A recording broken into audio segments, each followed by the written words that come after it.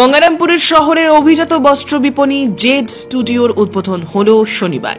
গণেশ চতুর্থীর বিশেষ লগ্নে অভিজাত এই বস্ত্র বিপণীর উদ্বোধন করা হয়। পরম্পরা মেনে পুজো দিয়ে এবং ফিতে কেটে জেড স্টুডিওর উদ্বোধন করা হয় এদিন।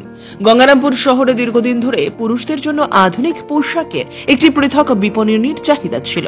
সেই চাহিদা অনুযায়ী জেড স্টুডিওর সূচনা বলে জানানো হয়েছে। দক্ষিণ দিনাজপুরের অন্যতম বস্ত্র প্রতিষ্ঠান শ্রী শ্যামের বিপরীতে এই বস্ত্র বিপণীটি অবস্থিত। এখানে পুরুষদের অত্যাধুনিক মানের বিভিন্ন ধরনের পোশাক এবং অবশ্যই বাজেট ফ্রেন্ডলি পোশাকের বিপুল সম্ভার রয়েছে।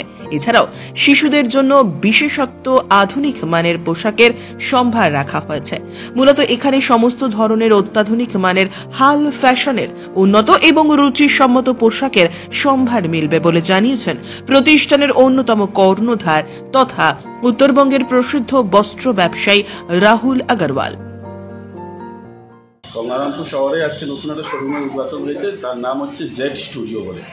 এখানে ছেলেদের এবং বাচ্চাদের ব্র্যান্ডেড পোশাক পাওয়া যাবে। ছেলেদের যে তোমার হচ্ছে জেড বলে, এখানে প্রাইস স্টার্ট হচ্ছে 499 to 1799।